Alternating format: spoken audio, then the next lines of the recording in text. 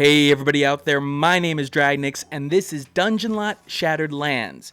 $9.99 came out in the Steam store on February 18th. It does have a 15% discount until February 25th during its promotional period.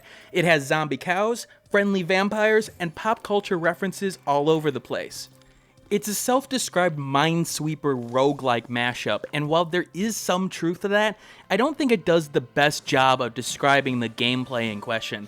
If anyone has played Runestone Keeper, this game is pretty much the same as that. You reveal tiles, you try to make it further and further into the dungeon, so on and so forth. Now, before I critically cover this game, I want to make sure you guys know that this key was obtained from the publisher for the purposes of review. That won't change my opinion in the end, but you should know that because of FTC guidelines, as well as the whole morals thing, you know? Alright, this is the start of Act 3, and I need to defeat that boss. In order for me to defeat the boss, I need to find the key for his tower, which is somewhere in this general area. Now, in order for me to unlock that general area, I need to defeat dungeons, this dungeon in particular, which will make branching paths for me. These branching paths will have different options in terms of the loot I get.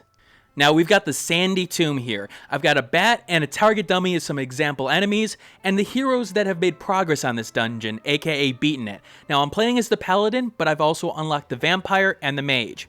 The reward is a skill book which will help up my stats. There's 20 floors, and the threat is about average, so I should be able to defeat this with no problem. Here we have the zombie cow, which I defeated in Act 1, so he's sorta dead. Well, he was dead. Never mind.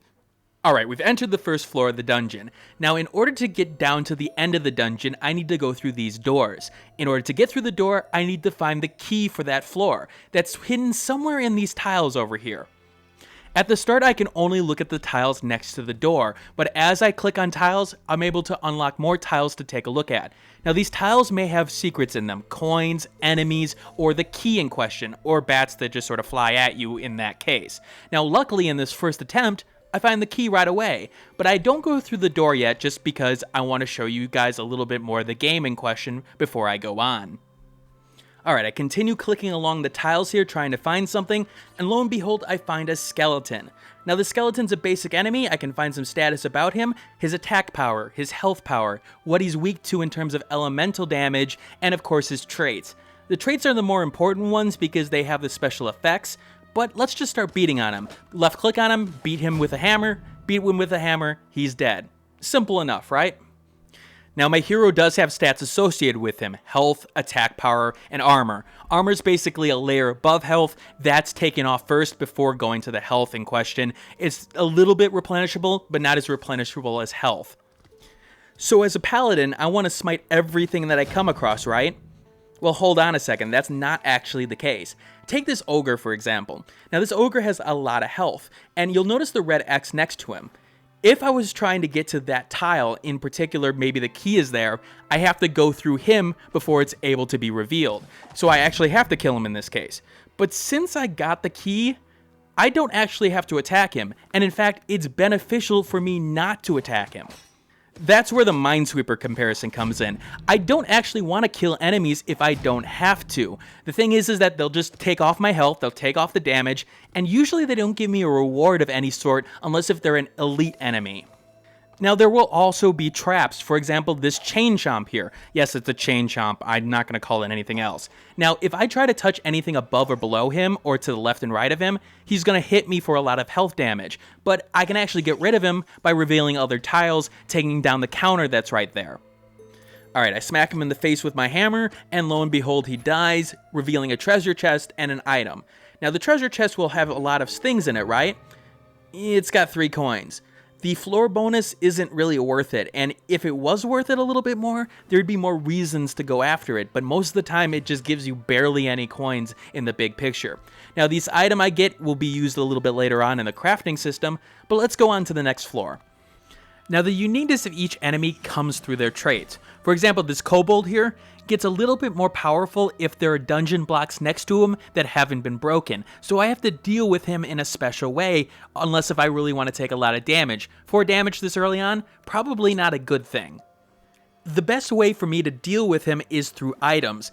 Items are very powerful in this game, in particular with the fact that enemies don't attack me if I use an item on them, with rare exceptions, aka a trait about it. Now, I can make a Berserker potion, I can make a Shift potion, but the Enchanted Firebomb is what I'm looking for here, to deal damage directly to him and maybe cause a burn status effect. With the bomb crafted, I'm going to exit out of this menu, go to my bag, use the item on him, he will be dead, everything will be hunky-dory in terms of me continuing on. Now, the one other major mechanic I have to take into account is my food. On the top there you see the piece of meat, and it's got 3. For every floor I go to, I will eat a piece of meat, so I will need to get food supply in order to go deeper and deeper into the dungeon, or I'll start to starve, taking health damage. So I do actually have to take a look at the tiles in question, hoping to find food or equivalent items. Now, you do have skills that can help you, and those are found via items in the dungeon. Those are things like being able to stun an enemy, being able to heal yourself, being able to attack first, because enemies always attack you first. Now, your skills are based on the hero in question. The mage is a little bit more reliant on her skills to do the attack damage, while the paladin's a little bit more balanced.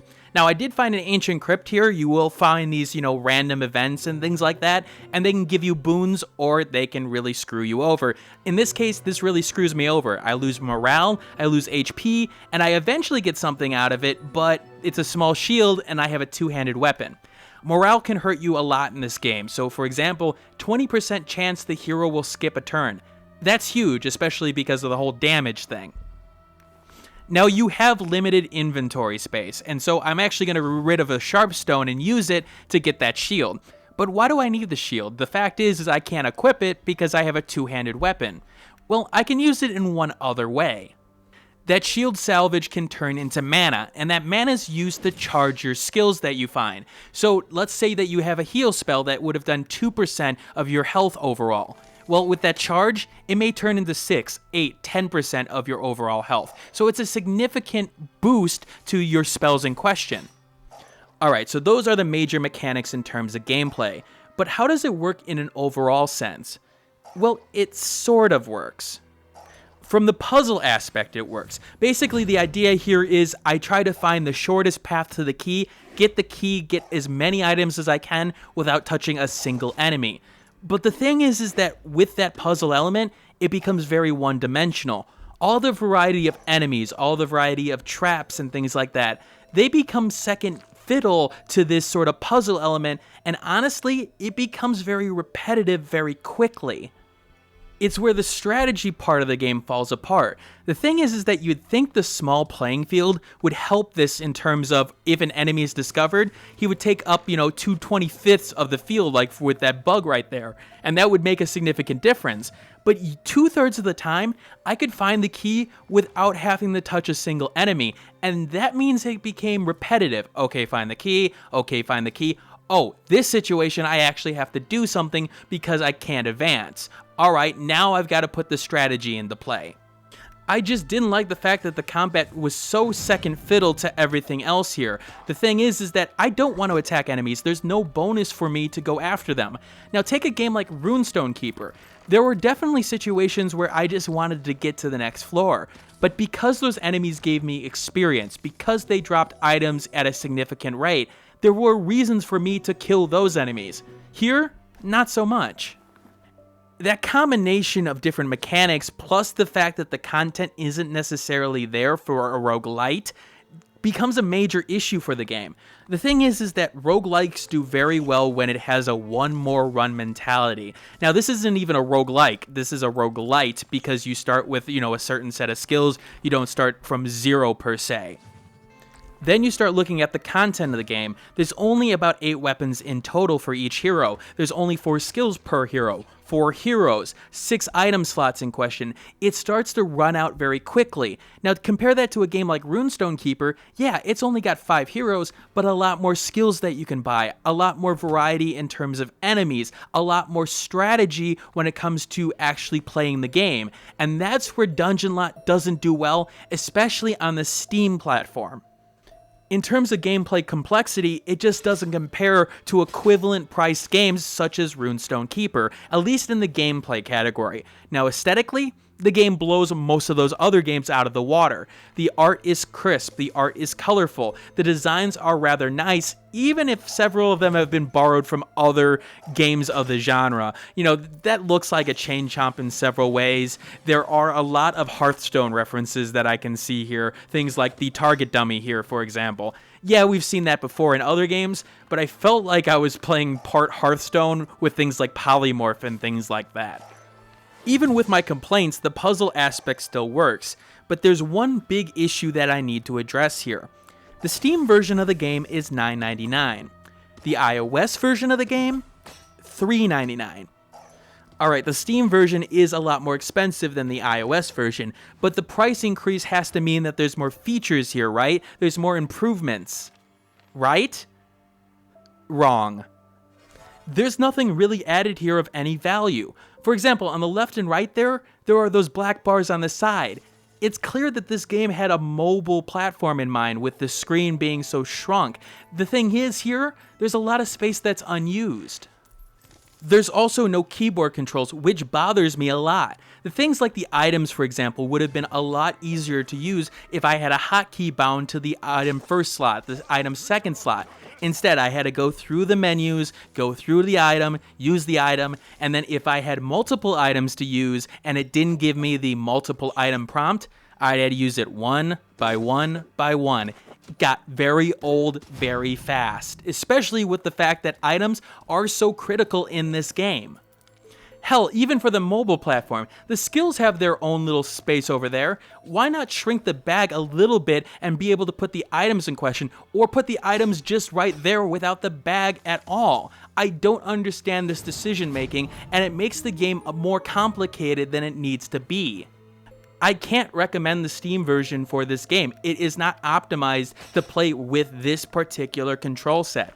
Now, for the iOS platform, I can see the puzzle aspect of Dungelot working for some people. It's not necessarily for me. I'd prefer games like Runestone Keeper or Puzzles and Dragons, but for some people, the nice aesthetic and the puzzle elements will work for them, and you may want to take a look for it if you have an iOS platform.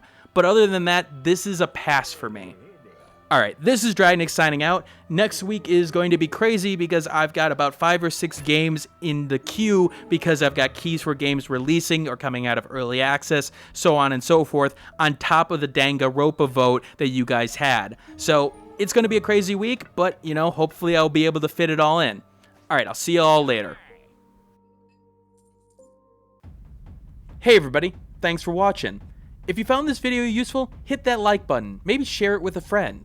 I write an appropriate Steam review that you can find in the description below for games on Steam, and I'll respond to any comments below regarding questions about the game and feedback about the video. If you want to see more content like this, hit that subscribe button, and you can check out my last video in the top left and a related video in the top right. You want to keep this channel running as well? Then consider supporting my work on Patreon, which you can find in the description below, along with my Google Plus page, Facebook group, and Twitter handle. This is Dragnix signing out, and keep on gaming.